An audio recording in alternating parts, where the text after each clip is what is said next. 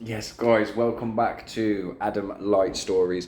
The weird, the wild, and the interesting, where we break down and discuss support, whether it's in our own community, around the world, people who've asked that question, what should I do?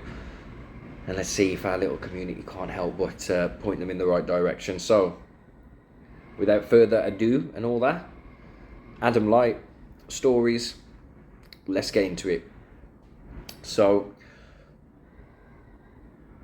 this is from, we'll say, Brian in Oklahoma. So, as I said, I think my aunt is pretending that my baby brother is her son. For some context, my aunt lost a child a couple of years ago and was devastated by the loss of her baby boy. We had to be very careful on what we said around her for years, as this was something I didn't mind because I didn't want to cause any more pain. She got help, but she didn't forget, nor did she ever heal from it. She became overbearing on her youngest son, constantly spoiling him, which resulted on him becoming a brat. Yeah. But my mum gave birth a while ago to my baby brother called James. She couldn't take him to work, so she was asking her cousins and my grandparents if they could watch him while she was at work. They all couldn't and had valid reasons. Eventually, my aunt offered to watch him, and everything was good at first, but slowly got weird. Like she would buy him clothes and food, but not for him to bring home, just for him to have at her house. He's not there very often anymore, because my dad came home to help. She buys him toys and play mats and even got him a car seat and a high chair for her place. What's even weirder is once I caught her teaching my baby brother to say mama. I thought she wanted to show my mum he can say mama, but then I noticed she was pointing to herself and saying mama. I also caught her calling James by the name that she was going to call her unborn baby. I can't remember. It's all so crazy, and I don't know how to confront her about it. Wow, interesting. I think there's that's not too bad if we think of situations where someone is loving your child too much. I think there are way worse situations in the world that have been in relation to negative things when it comes to innocent, impressionable children. So I think actually it's not that bad of a situation. I think it's awkward, and I think again it's one of those where it's quite easy to point to the anywhere and say, therefore I should feel a different way about a situation. How you're feeling is always justified, and it's just a matter of perspective. And I think that's always something that needs to be remembered. If you're feeling something, there's a reason why. Therefore, it is always justified to feel something.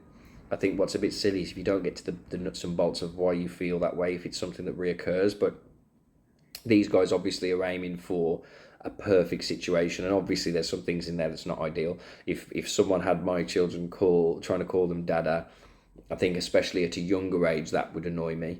Where I think about it as I've got older, I've got my actual dad, and I've had numerous dads in influence as well. So for me, it's not a negative thing. But what terrifies me goes back to something show I'd reviewed recently. It's like it's so difficult for people to have adult grown up conversations. Obviously, she's happy with what's going on. Otherwise, she wouldn't have her keep looking after the child. Otherwise, just cut that off.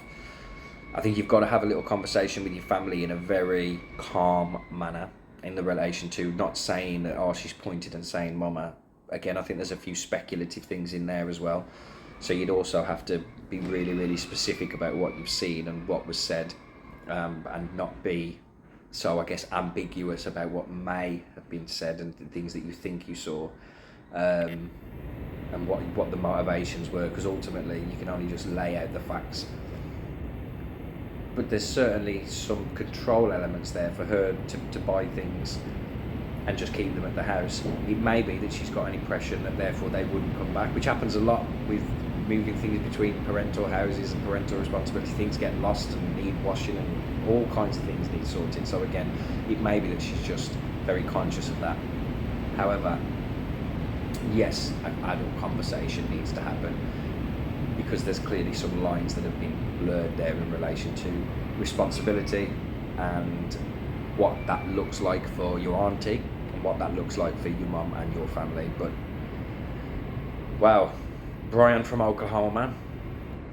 Your baby brother's got a lot of love for him, so that's always sweet. So I would always feel that as the lead as the positive, and clearly he's a little sweetheart, because again, everyone seems to love him. The problem is they're loving him too much. So we obviously can put a little bit of a lasso on that one. See, Oklahoma lasso, getting clever. Anyway, Adam Light stories. Please let me know what you guys think. What would you do in that situation? Have you ever been given more responsibility, maybe with a niece or a nephew, and therefore have felt that there's an element of actually this is okay, and I'm going to take care of what is my parental responsibility if it became more regular? Did you ever have a conversation where you've had maybe where you felt or the other parent has thought you've crossed lines, or have you had any random situation yourself that you'd love to share? But Adam, Light, stories, the weird, the wild and the interesting, and look forward to getting some more out this week.